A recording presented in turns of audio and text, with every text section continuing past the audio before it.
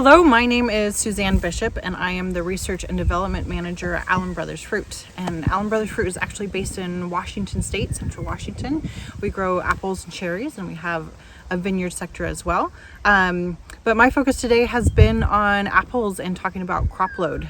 So we have spent a lot of time in the last few years learning about how to get our tree structure ideal and then go one step further with artificial spur extinction, also known as ASE, to get our spur locations and our bud counts as well as our fruit counts in good balance with the tree physiology.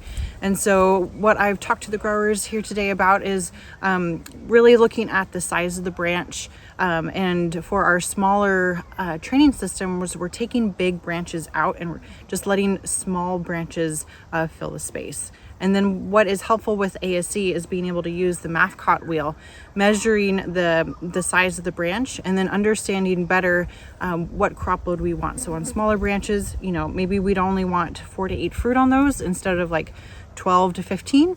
And so that keeps our physiology of the tree much more succinct. So we're not dealing with these biennial bearing waves quite as much. So we'll work with the crew members and train them with the Mathcot wheel. So they'll measure the branches and then they'll count the number of spurs and buds on the fruit or on the branch. And then we can go back at green fruit thinning time and then thin out basically any of our clusters. We're trying to get down to doubles or singles on those. So we get our bud counts right and then our fruit counts right after that. What's really nice about having the Mathcot wheel is it's a double check system right in their back pocket. So when you've got kind of these outliers of limbs that are really big or really small, and that really changes the crop load that branch should have on that. And so instead of, the 10 or 15 example, maybe it's only 2 or 3, they can double check that and not have to ask someone. So that really gives the workers a little bit more control of being able to just be more confident about the decisions they're making in the field. What's tricky about plant growth regulators is the efficacy could be so variable based on multiple factors. And so we're really taking that variability out and saying, okay, what can we have the most control with? And so we're doing more aggressive pruning in the wintertime.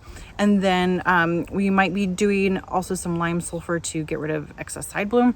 But then instead of doing the post bloom thinners where we're shutting down photosynthesis, which can hurt the fruit for this year and the buds for next year, we're saying, hey, let's be more precise and do that by hand on our highest revenue blocks, and really being able to say, hey, instead of having variable results top to bottom of the tree, let's make sure we've got the fruit exactly where we want it and try to limit the amount of times we have to go back through the orchard with labor doing multiple passes of green fruit thinning.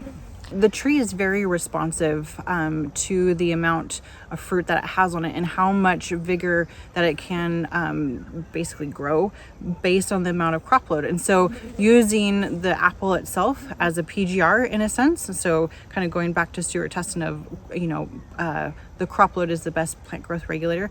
Really what the tree is doing is it's absorbing carbohydrates and then having to disperse those to either fruit or shoots. And so really we're trying to get that set balance in line so that way most of the carbohydrates that are happening is going to the fruit and not to more shoot growth. In a case like this, you can see there's just a lot of shade happening where you've got branches growing over other branches, and so all of the light that would be feeding this fruit is being shaded by another branch.